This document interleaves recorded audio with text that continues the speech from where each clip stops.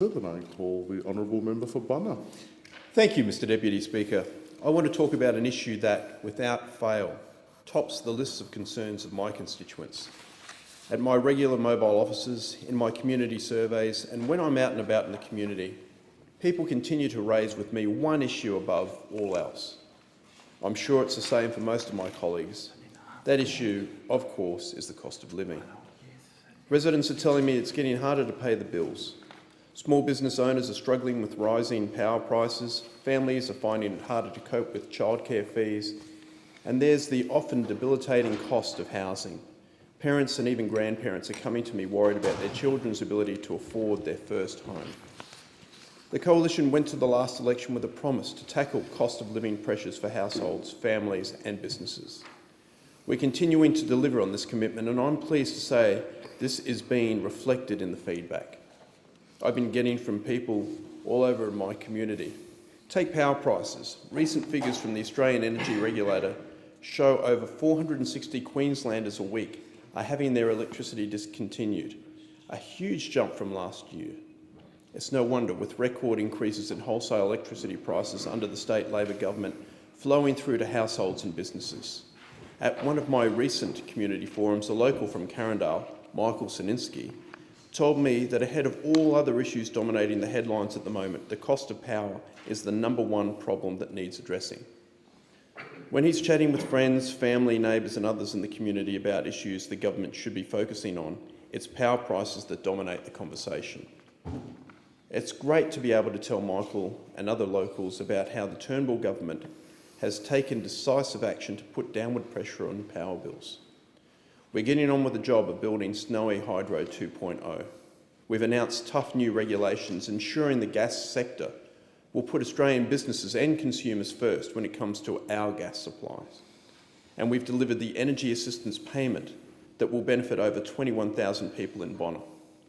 More recently, we've secured the agreement of our largest energy retailers to implement a number of immediate and ongoing changes. Thanks to this government's efforts, the retailers have committed to contacting up to 2 million Australian households to let them know how they can get a better, cheaper deal on their power bills. I have contacted my retailer and I'm saving about $600 annually just by changing my plan. We've also promoted the Australian Energy Regulator's comparison website, Energy Made Easy. This site lets households plug in their relevant data to find a better power deal for themselves. Over 300,000 Australians have used Energy Made Easy to check that they're on the best energy plan available to them, potentially saving them hundreds of dollars a year. We've also presented legislation to stop electricity networks from gaming the system to boost their profits.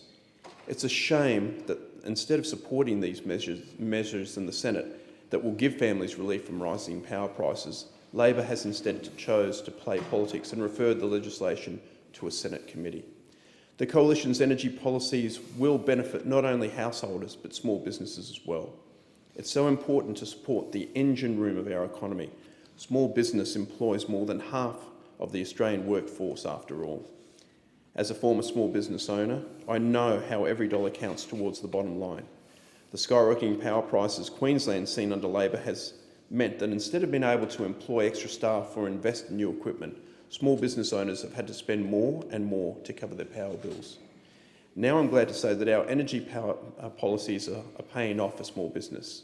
I'm also hearing from more business owners about how our measures designed to back small businesses are helping them with their day-to-day expenses.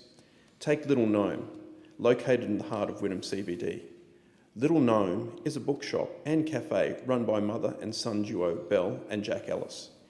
It's a great example of a small business that has taken advantage of the Coalition's small business initiatives and programs to their full benefit.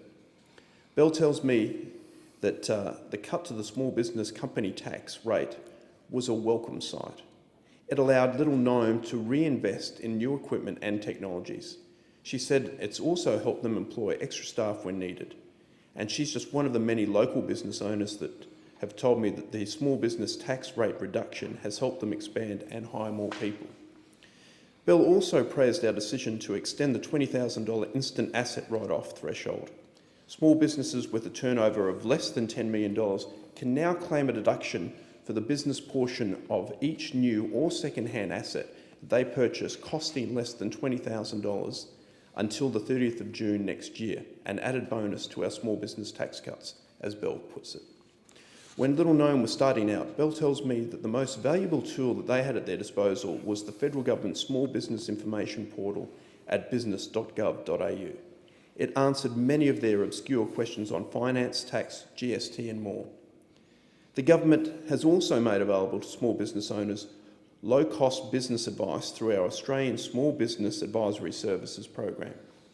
The local provider in my electorate is the Greater Brisbane Small Business Advisory Services. Can I just say, Alice Langford, Tony Cool and the rest of the GBS are doing a fantastic job. The Coalition will always have the back of small businesses to find and achieve savings wherever possible.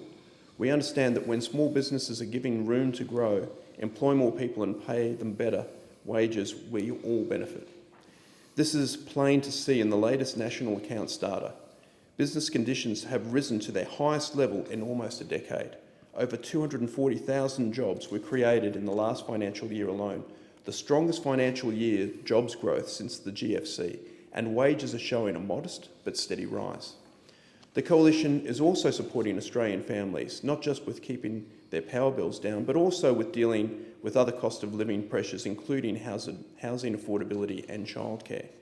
We've introduced legislation that lets young Australians save for their first home by building a deposit inside their superannuation. We've also boosted the availability of rental accommodation on the market with our foreign resident vacancy tax, and we've legislated the Jobs for Families childcare package, which is delivering more affordable and more accessible childcare for over 10,200 families in Bonner alone. For people in my electorate like Michael in Carindale, Bell and Jack from Little Gnome, the Turnbull Coalition Government's economic plan means better days ahead. Our plan is helping secure small businesses while creating more and better paying jobs. Most importantly, our plan is putting downward pressure on rising living costs. These are the issues that my constituents care about most, and I'm proud to say this government is delivering for them.